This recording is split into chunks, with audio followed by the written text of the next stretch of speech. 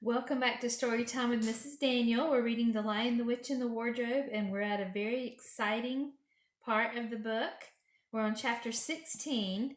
What happened about the statues? What an extraordinary place, cried Lucy. All those stone animals, and people too. It's like a museum. Hush, said Susan. Aslan's doing something. He was, indeed. He had bounded up to the stone lion and breathed on him. Then, without waiting a moment, he whisked round almost as if he had been a cat chasing its tail, and breathed also on the stone dwarf, which, as you remember, was standing a few feet from the lion with his back to it. Then he pounced on a tall stone dryad, which stood beyond the dwarf, turned rapidly aside to deal with a stone rabbit on his right, and rushed onto two centaurs. But at that moment Lucy said, "Oh, Susan, look at the lion." I expect you've seen someone put a lighted match to a bit of newspaper which is propped up in a grate against an unlit fire. And for a second nothing seems to have happened, and then you notice a tiny streak of flame creeping along the edge of the newspaper. It was like that now. For a second after Aslan had breathed upon him, the stone lion looked just the same. Then a tiny streak of gold began to run along his white marble back. Then it spread. Then the color seemed to lick all over him, as the flame licks all over a bit of paper. Then, while his hindquarters were still obviously stone, the lion shook his mane, and all the heavy stony folds rippled into living hair. Then he opened a great red mouth, warm and living, and gave a prodigious yawn. And now his hind legs had come to life. He lifted one of them and scratched himself. Then, having caught sight of Aslan, he went bounding after him and frisking round him, whimpering with delight and jumping up to lick his face. Of course the children's eyes turned to follow the lion, but the sight they saw was so wonderful that they soon forgot about him. Everywhere the statues were coming to life. The courtyard looked no longer like a museum, it looked more like a zoo. Creatures were running after Aslan and dancing round him till he was almost hidden in the crowd.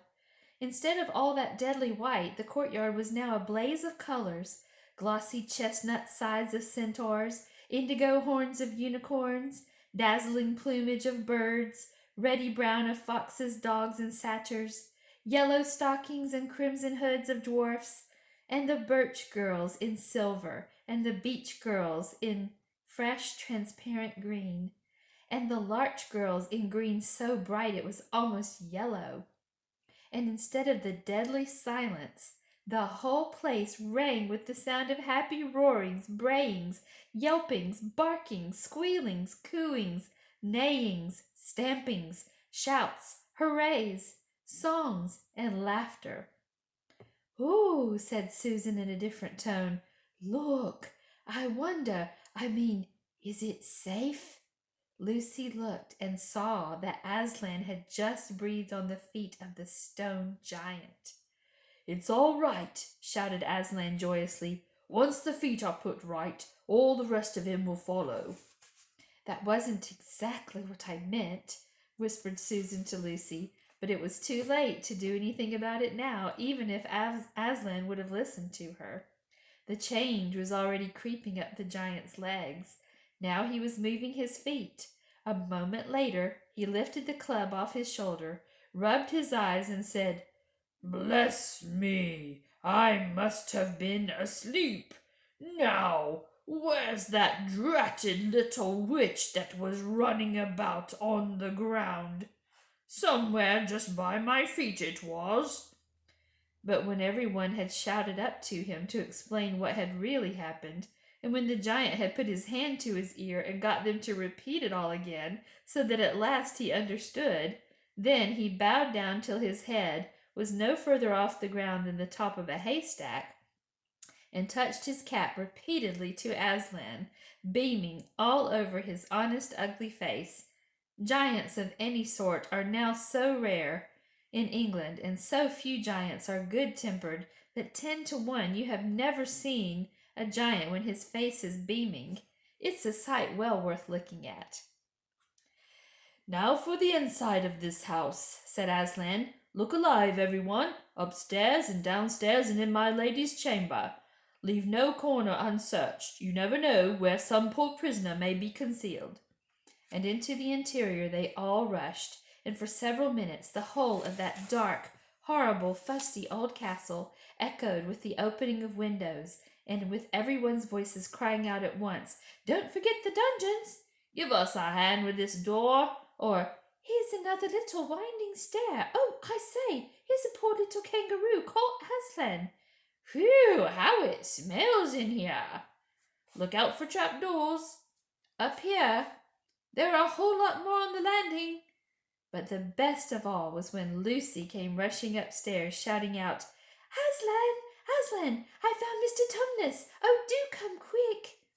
A moment later, Lucy and the little fawn were holding one another by both hands and dancing round and round for joy. The little chap was none the worse for having been a statue, and was, of course, very interested in all she had to tell him. But at last the ransacking of the witch's fortress was ended.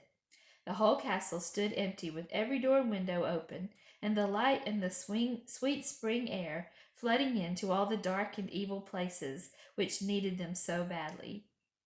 The whole crowd of liberated statues surged back into the courtyard, and it was then that someone, Tumnus, I think, first said, "But how are we going to get out?" For Aslan had got in by a jump, and the gates were still locked. "That'll be all right," said Aslan, and then rising up on his hind legs, he bawled up at the giant. "Hi, you up there," he roared. "What's your name?" "Giant Rumblebuffin, if it please your honor," said the giant, once more touching his cap. "Well then, Giant Rumblebuffin," said Aslan, "just let us out of this, will you?" "Certainly, your honor. It will be a pleasure," said Giant Rumblebuffin. "Stand well away from the gate, all you little uns." Then he strode to the gate himself, and bang, bang, bang went his huge club. The gates creaked at the first blow, cracked at the second, and shivered at the third. Then he tackled the towers on each side of them, and after a few minutes of crashing and thudding, both the towers and a good bit of the wall on each side went thundering down in a mass of hopeless rubble. And when the dust cleared, it was odd, standing in that dry, grim, stony yard, to see through the gap all the grass and waving trees and sparkling streams of the forest, and the blue hills beyond that, and beyond them the sky.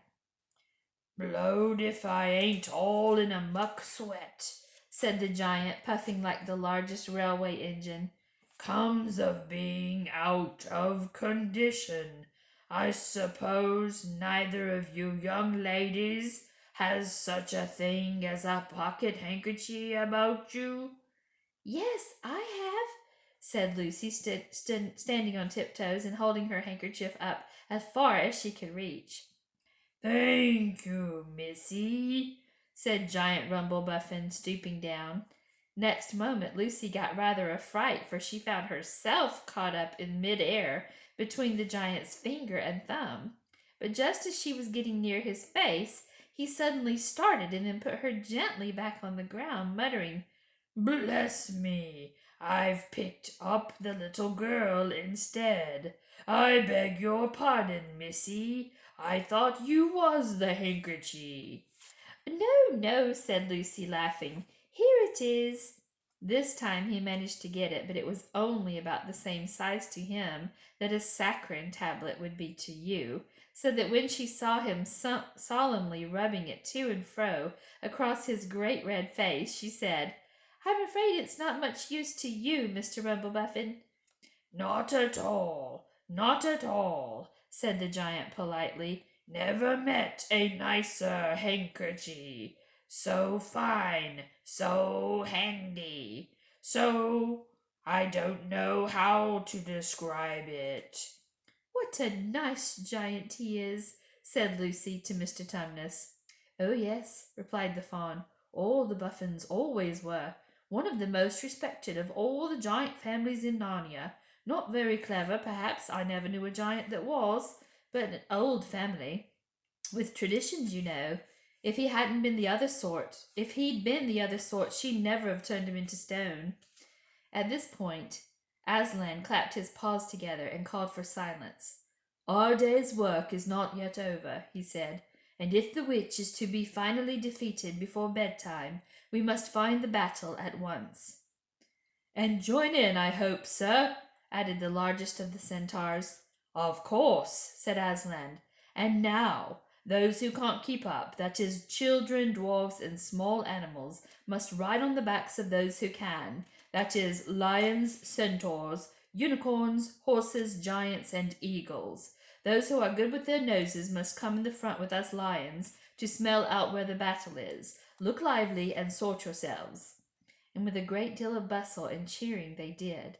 The most pleased of the lot was the other lion, who kept running about everywhere, pretending to be very busy, but really in order to say to everyone he met, "Did you hear what he said? Us lions. That means him and me.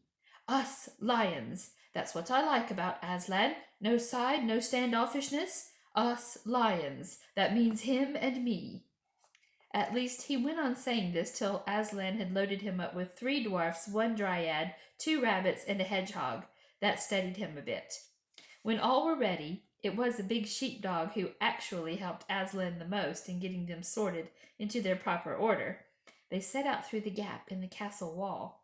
At first the lions and dogs went nosing about in all directions, but then suddenly one great hound picked up the scent and gave a bay. There was no time lost after that. Soon all the dogs and lions and wolves and other hunting animals were going at full speed with their noses to the ground, and all the others, streaked out for about a half a mile behind them, were following as fast as they could.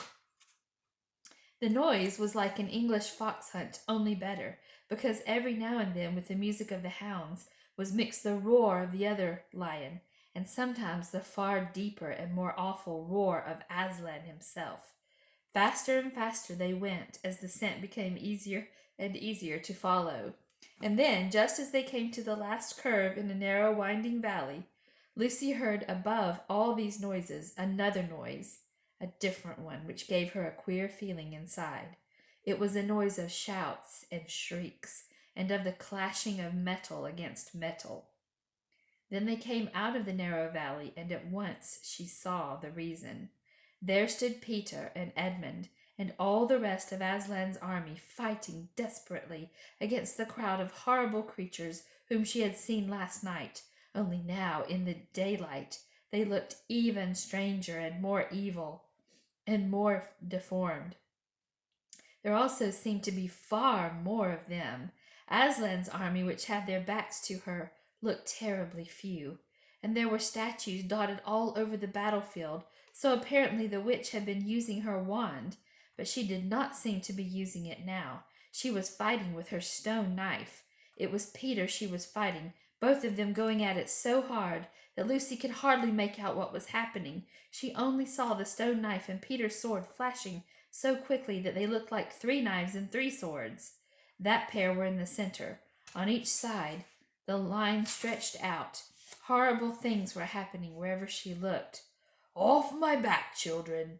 shouted Aslan, and they both tumbled off. Then, with a roar that shook all Narnia, from the western lamp-post to the shores of the eastern sea, the great beast flung himself upon the White Witch. Lucy saw her face lifted towards him for 1 second with an expression of terror and amazement.